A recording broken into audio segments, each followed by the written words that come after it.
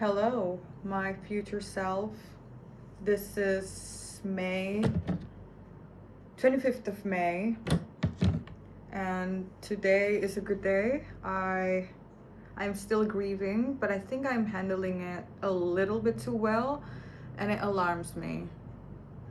Now, let me tell you why. Oh, but before I do, I wanted to give a shout out to my YouTube best friend, Na. Like I don't know your real name and I'm not entitled to. I only that's the only information that I could get from your YouTube handle. Um, yeah, so hello to my YouTube best friend. I see you and thank you for sticking around. Actually, I'm surprised that you're still hanging out. Yeah, back to what's going on with me today. Another day in at the rock bottom, still grieving, but it scares the shit out of me to see how well I'm doing. Since yesterday, actually, like, I'm a little bit scared seeing myself because why am I progressing so fast? I feel like I'm progressing so fast. This is only the fourth day since I made up my mind. Like, literally make up the mind. Like, I'm done. Like, I'm done. It's been 4 days since I say that to myself in my brain. And my appetite is coming back. The will to live is coming back. I sleep so good yesterday. Like, I have a good sleep. I have a good rest. I don't struggle with insomnia anymore. Even though I thought I was going to. To be honest, I bought like a sleeping pill. Like, just I keep it at my bedside in case I couldn't sleep because I anticipate the worst. I was like, oh, I'm going through this very hard time. It must have been hell. I wouldn't be able to sleep and all of that, all of that. Turns out I slept like a baby. Scared the shit out of me though. Like, what the hell? Just what the hell? I don't get it. I don't get myself. But good for me though. Just good for me. Um, to talk about more of that though, I I'm grieving. Like, I can feel the tightness in my chest even now. I can feel the sadness is still around. But it's like those feelings are just feelings now. They're not something that has a grip on me. It doesn't pull me by the head anymore and drag me across that dark alley. It doesn't do that anymore. It it was like that last week. It was the worst. Last week was the real rock bottom, I think. I think rock bottom is a place where you're just holding on to something so tightly, but at the same time, the things that you're holding on to was never yours to begin with, and it's never really there. And rock bottom is a place of denial. Rock bottom is a place of disbelief. Rock bottom accommodates grief through all of those emotions. Like, grief on its own is a different thing, but grief that is distributed through all of these little checkpoints of emotions, that's rock bottom. When grief is fueled by desperation, when grief is fueled also by disbelief, it's just, it becomes this entire network that keeps you underground. And that was where I was at last week. And I thought I was going to stay there for a little while. And don't get me wrong, I love myself so much, I get it prepared. That's why I bought the sleeping pills. But I never took it. Even until today, I didn't take it yet. I don't want to be so confident though. I don't want to jinx it. But finally, I made up my mind 4 days ago, and it's been different. I think the first day after making up my mind, I was still crying, and then the second day also, I was still also crying. But I can feel it so clearly. Like, it gradually goes down, the intensity of the crying, the uncontrollable emotions. But I also want to credit myself for being able to regulate a lot of it. Sometimes I really take the time off to calm myself down, to meditate, to sit with the pain, to fix my posture, and uh, affirming myself, remind myself of who I am, thinking about my dreams, thinking about the life that I have ahead. I did all of that. So I, at the same time, I'm not really surprised seeing how well I'm doing. It's just that, whoa, this is really a big step. Like, I just didn't think it would be this instant, because I don't believe it. I thought, or maybe I'm just confused. I don't know. At the back of my mind, I also think to myself, maybe this could be a manic episode. I hope not, though. I think my guts also knows that it's not a manic episode. I just have that somewhat of a suspicion towards myself.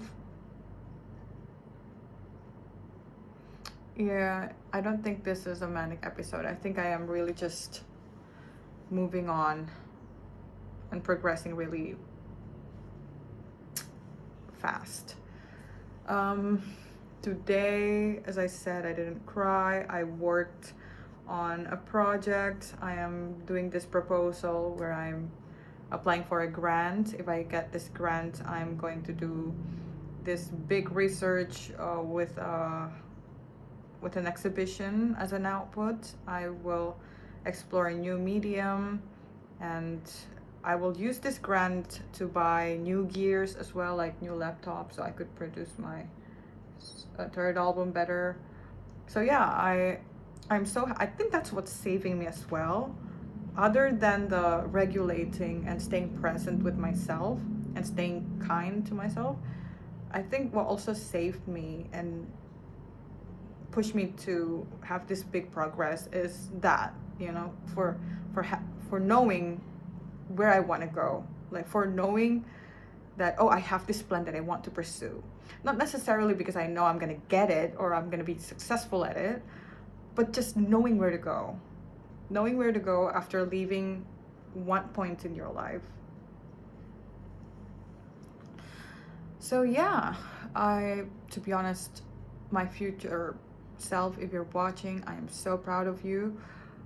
So proud of how well I'm doing. I thought I was going to become a mess, a wreck. And I did. Like the first week I did. I really was the worst. But God, I'm so proud.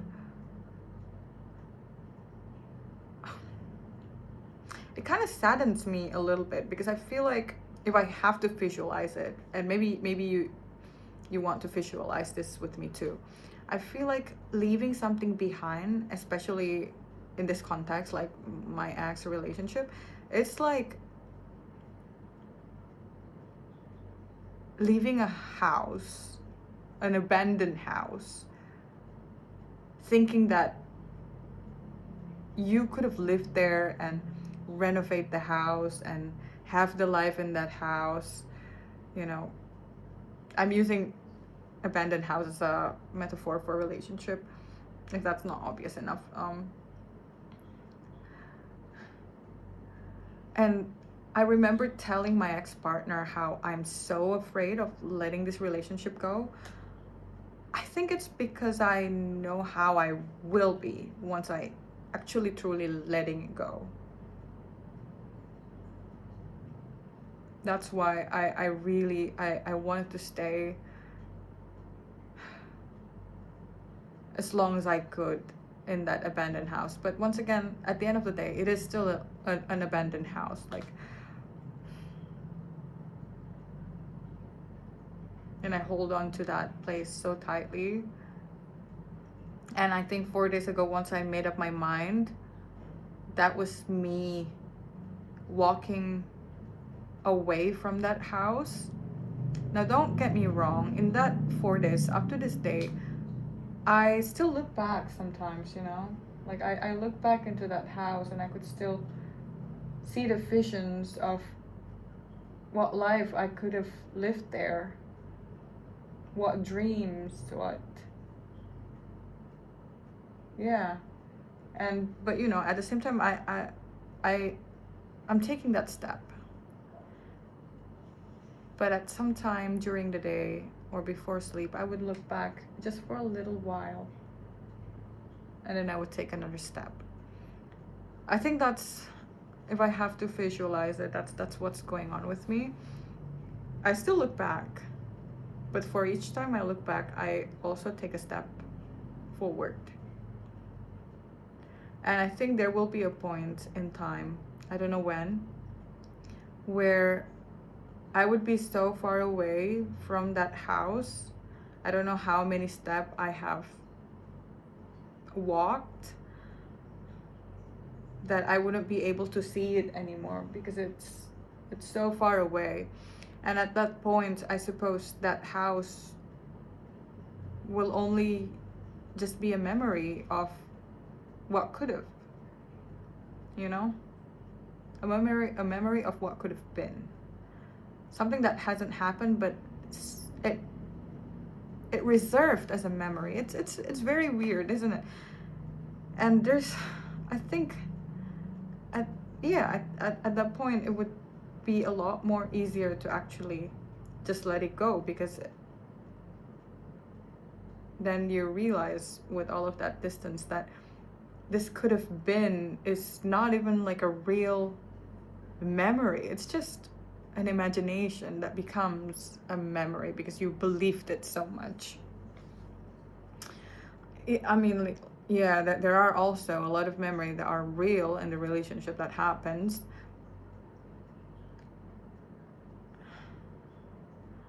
But I think if I have to examine myself why I was on my knees last week, it was because I wanted to believe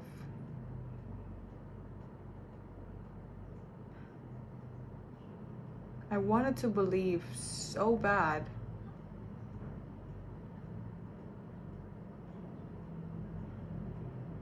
that this house could be something with that person.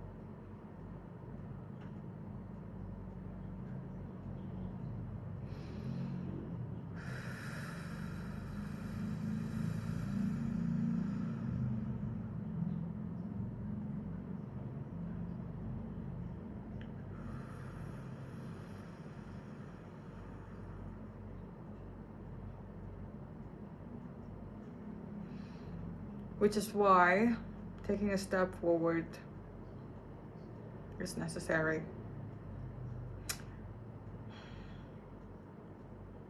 Because another realization is that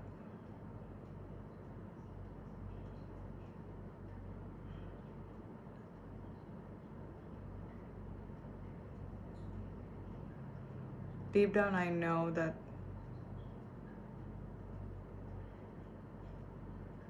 I deserve so much better. I think the could have been was a life that I would settle for. But I know if I'm resilient enough, if I'm just hopeful enough and brave enough to keep taking that step forward, I would find exactly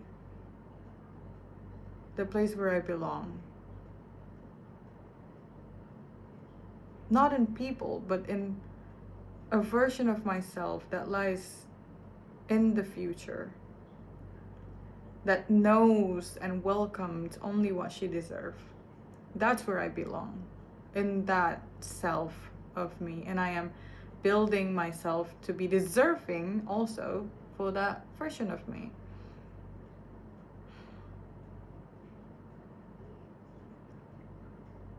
It's a beautiful thing to believe. And it's a courageous act to keep walking.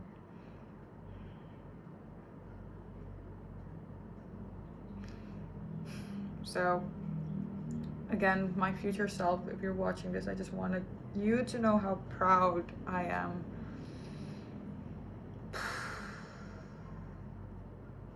of you, of myself now, of my past self, for how I loved,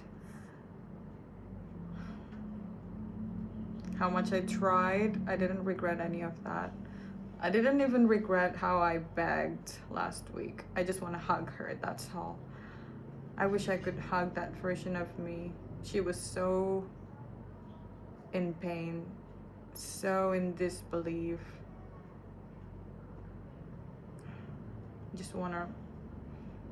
I really wish I could physically be there for her. But at the same time, I also know that I was there for myself in that time. Okay, talking about versions of self, today I woke up to an email from my past selves, believe it or not. It was 3 years ago. I wrote it on May 24th in 2023. So what's so unique about this letter is because the timing is so perfect.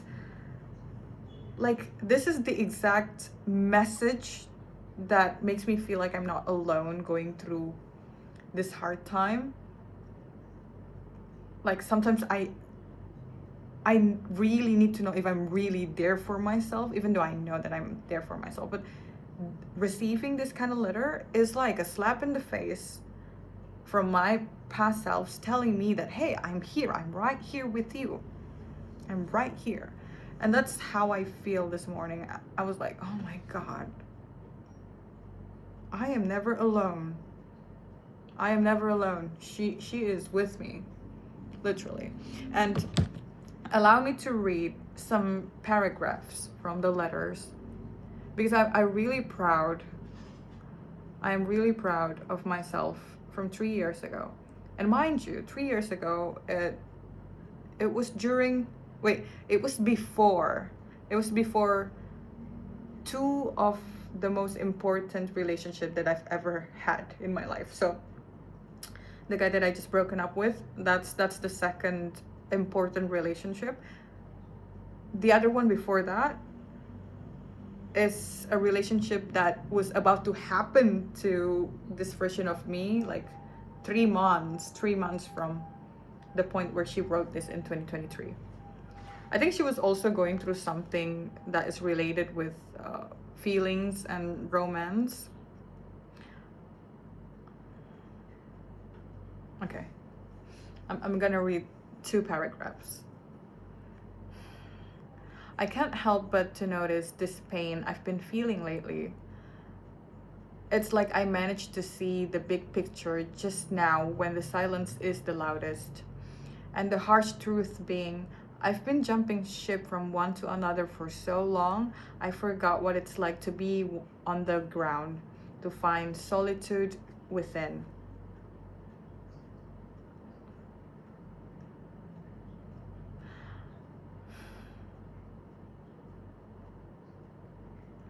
She asked questions on like, what about you? How have you been? I promise to take care of myself better from now on for you. That's the kind of thing that she said. And then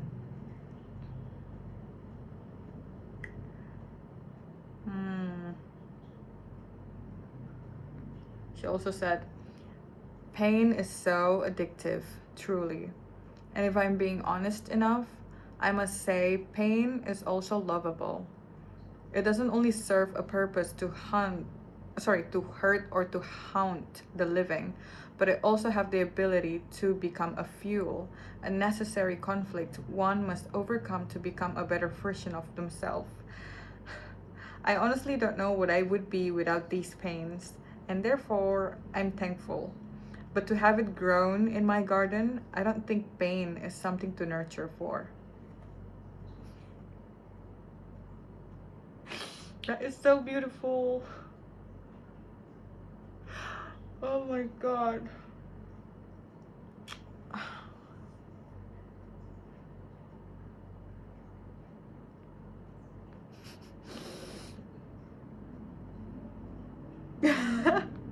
She is so funny too. Okay, I'm gonna read one more that is kind of funny. Wait. She said, ever since the album release, I suppose this is, I'm talking about my first album. Ever since the album release, I've been writing songs again. I honestly cannot stop finding things to write about. There's always something that I'm thinking about. And now I am 40% into finishing an EP. Do you think I should also release it this year, or should I let it sit until next year? I have this stupid fear that people might find me overwhelming for releasing songs too often. Man, I can't even stick to just one genre. Maybe I should finish my degree first. I swear to God, I am my own best friend. What the fuck? But once again, that letter that I read this morning, it's I could never truly feel alone. I think I remember like during the rock bottom, like a week ago, I called my best friend and I told him like I felt so alone. I'm having those thoughts back again and all of that. But I think this kind of small things that will keep me actually alive. Like I swear to God, this just like reminds me how much love I have for myself all this time. And there are people in my life with their own perspective trying to tell me that I don't respect myself enough or that I don't love myself enough. These are the small things that they don't know about myself, how much I actually look after myself. Like there is a lot of small things that I do as a way to look after myself. So, I think realizing this makes me want to forgive all of the people that misunderstood me. I don't owe them an explanation, actually. I don't need them to know or to believe whether or not I take care of myself, because that's just something that I know and do. And once again, I'm a living proof of it. So I am, and I will forgive all of the people who believed and misunderstood me, who believed that I am incapable of loving, or how that I didn't respect myself.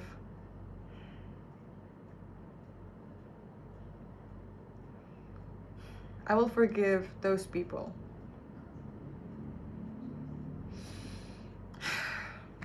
Because I know the truth. Talking about this letter though, I have this view that I've always maintained. So every time I try to remember myself in the past or trying to imagine myself in the future, I will not see that version of myself or less or more, if you know what I mean.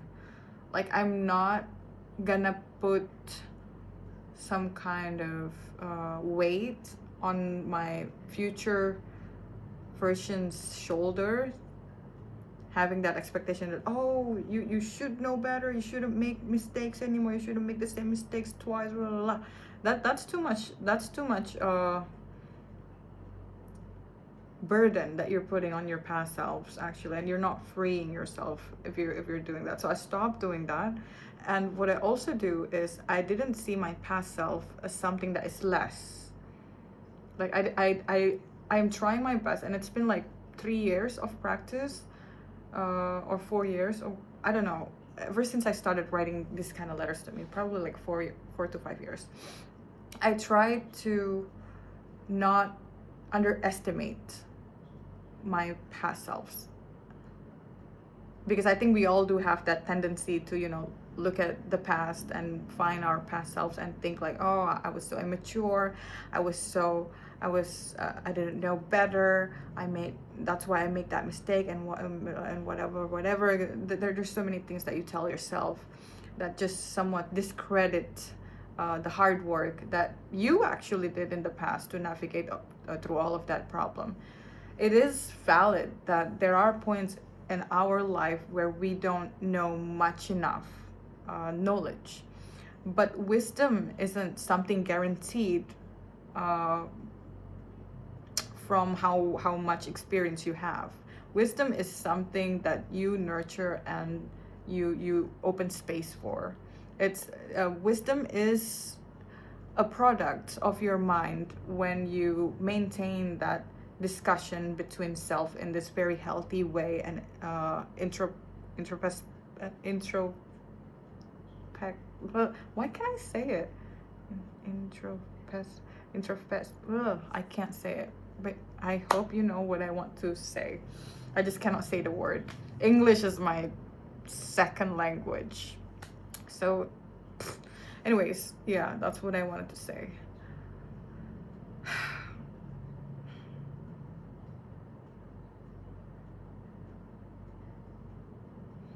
I am never going to see myself as less mature or whatever just because I'm looking from the future or from the present to the past.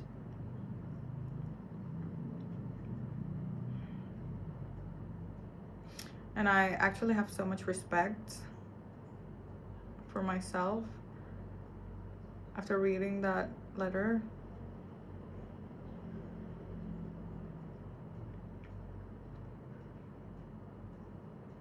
Yeah, so I guess that's about today. This very special letter. And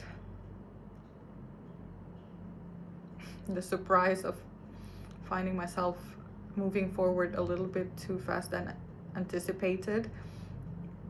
Oh, there's also one more thing. Wait, I think I got gas in my stomach. So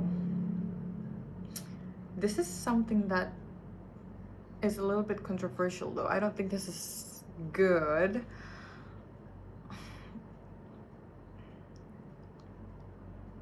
I don't even know if I should say it. Fuck it. Okay. So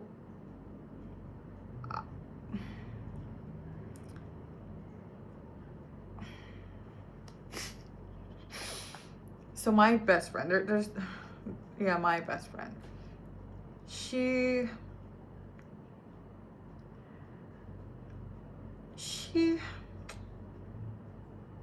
makes a decision to repeat a cycle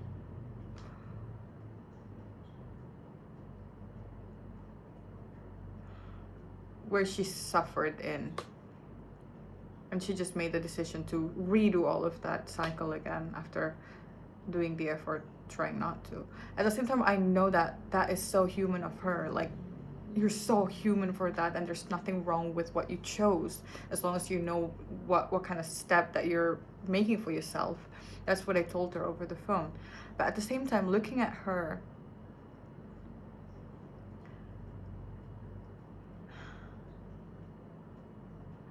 I don't know how to express my disappointment to her. It's like, this is a dilemma in friendships, I think. It's like you really want to be there for them sometimes. And believe me, I do understand her. Like, I understand where she's coming from and why she makes the decision. But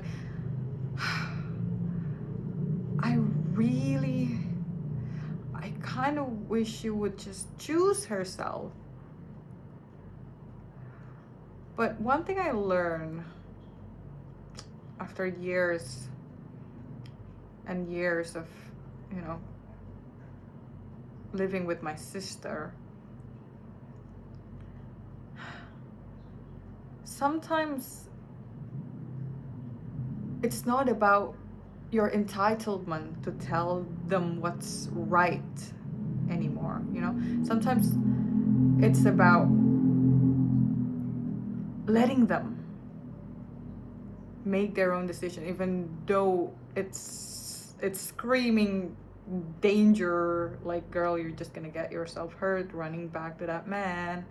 But at the same time, sometimes we gotta let them, because it's their life after all. Like, there are lessons that you should learn organically, and I think the more you try to take that experience from them, the more they're gonna try to run into that same problem, but 10 times harder, just to learn the postponed lesson. So it's like, I think I'm gonna, if I if I'm going ever to become a parent,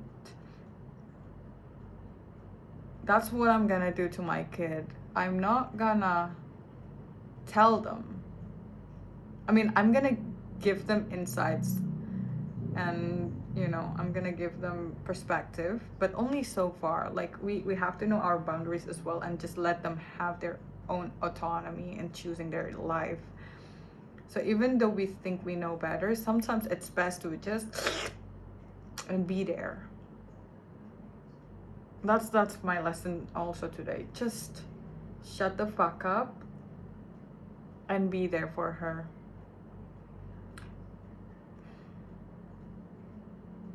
Yeah.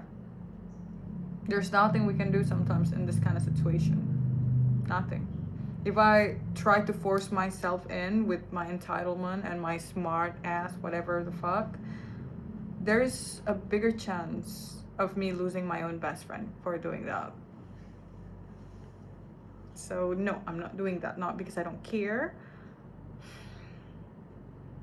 but because it's her life, and she is her own person, and I trust that she will make the good decision. I will give her my insights when she asks me, though, but on top of that, I'm just gonna be there for her, because she already told me how guilty she feels to me and to some of her friends for perpetuating the same cycle all over again. But I only tell her, like, don't be so hard on yourself. You make your decision and just stand on it. See where it leads you and embrace it. I think that's the very same thing that I should say to myself as well. I think we all should collectively say that to ourselves. Like, sometimes we know that we're running into mistakes. We're making bad mistakes. Sometimes we know for sure that we choose that mistake.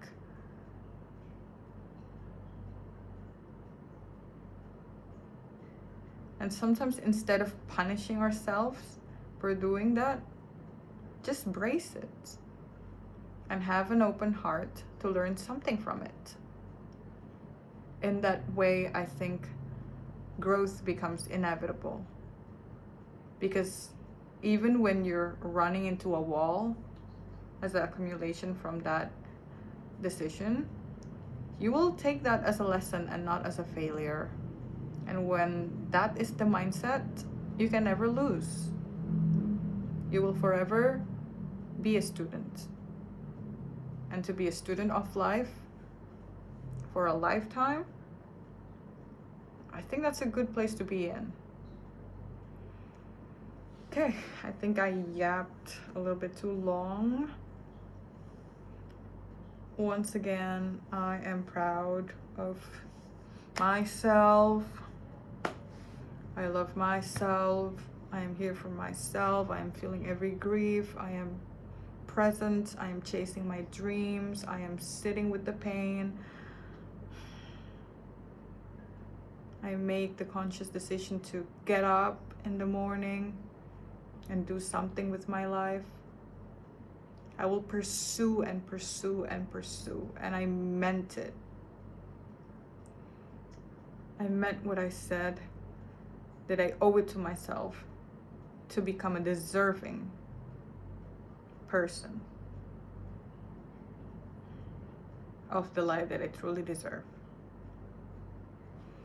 So yeah, wherever you are in time, my future self, it's a good life, despite the roller coaster. It's a good life, and it will always be, because we got each other.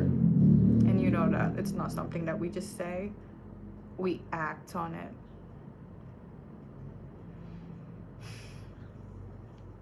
Okay.